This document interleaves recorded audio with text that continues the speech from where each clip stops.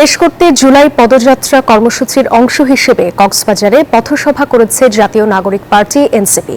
এ সময় দলটির আহ্বায়ক নাহিদ ইসলাম মন্তব্য করেন, কারো পিয়ার বোঝাবুঝি নিয়ে সংস্কার কাজ আটকে থাকবে না। বলেন, বাংলাদেশে আর কোনো গডফাদার থাকতে পারবে না। এ সময় মুখ্য সমন্বয়ক নাসির উদ্দিন পাটোয়ারি, উত্তরাঞ্চলের মুখ্য সংগঠক সার্জিস আলম ও জ্যেষ্ঠ যুগ্ম সদস্য সচিব তাসনিম জারা সহ অন্য নেতৃবৃন্দ উপস্থিত ছিলেন। সমাবেশ শেষে বান্দরবানের উদ্দেশ্যে যাত্রা করেন এনসিপির কেন্দ্রীয় নেতারা।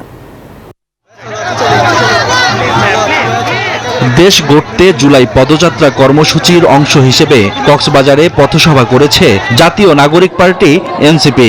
শহরের প্রধান সড়কে 5 কিলোমিটার পদযাত্রা শেষে লালদিঘির পাড়ের পাবলিক লাইব্রেরির শহীদ দৌলত ময়দানে সমাবেশে উপস্থিত হন এনসিপির নেতারা।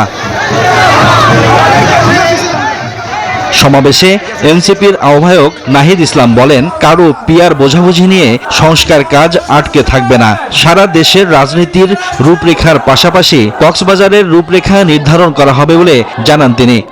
বান্ডেল থাকলে প্রতি সেনমানিতে টাকা বাঁচবে। বিকাশ সেনমানি বান্ডেল কিনে জিতুন প্রতি লেনদেনে। এর জন্য সংস্কার আটকে থাকবে না। আমরা জানি জনগণ সংস্কার বুঝে, জনগণ সংস্কার চায়।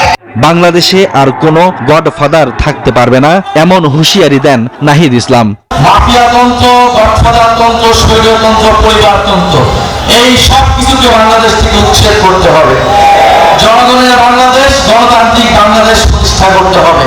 পথসভায় দলের অন্য শীর্ষ নেতারাও বক্তব্য রাখেন।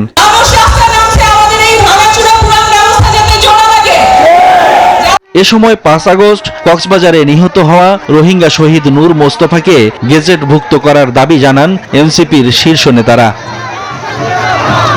Desk report, news 24।